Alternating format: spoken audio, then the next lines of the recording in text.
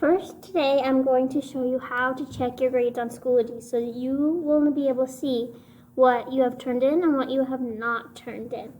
The first step is to go up here to your courses. Alright, once you're in your courses, select Social Studies.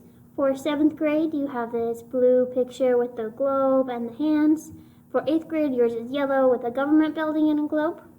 Then, once you're on your Social Studies page, I need you to select the Grades tab. Alright, hit Grades, and that will take you to the view that we're looking for.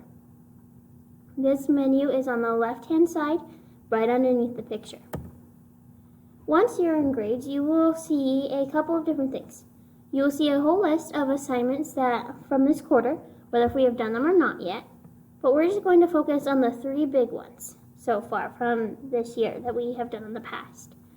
The description writing, the infographic, and the journal or comic. If you have not turned those in, you will see that they are completely blank. Alright, there are no scores, there are no icons or images. You might see a 0 and a missing orange circle, but it's either going to be blank or say it's missing and have a 0. If you have turned it in, there are 2 things you'll see.